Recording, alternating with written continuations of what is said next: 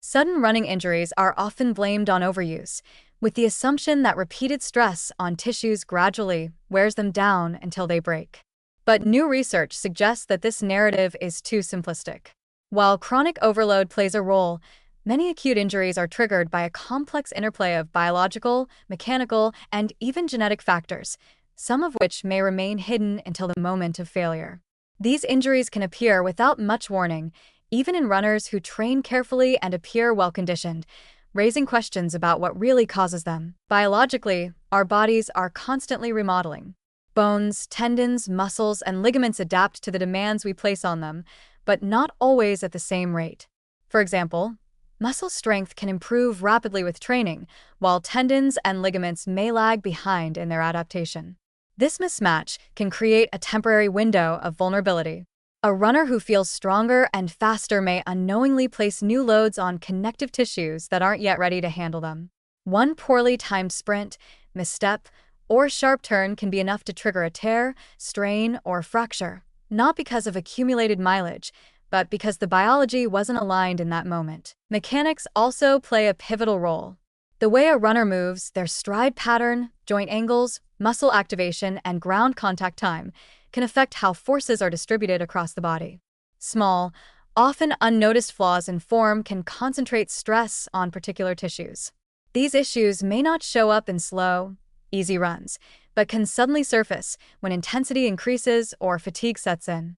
A runner might unknowingly compensate for a tight hip, slightly favoring one side, until the imbalance causes a knee or ankle to fail under strain. Surface conditions, footwear changes, and sudden shifts in terrain can also introduce variables that tip the body toward injury.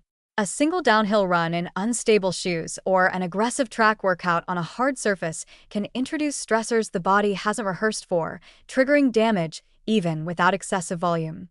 It's not just how much you run, but how and where you run, and what your body is prepared to tolerate in that context. And then there's the genetic component, which is only beginning to be understood.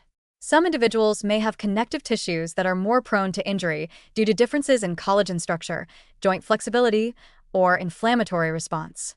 These traits might not show up until high training loads or specific movements trigger a response.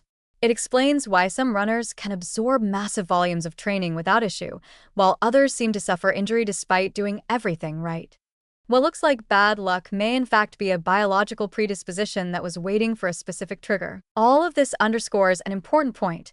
Not all injuries are predictable, and not all are preventable through volume control alone.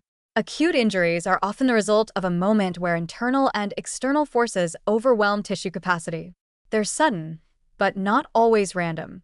A deeper understanding of biomechanics, personalized recovery, strength imbalances, and individual physiology is essential if we hope to reduce their frequency. This is both sobering and empowering.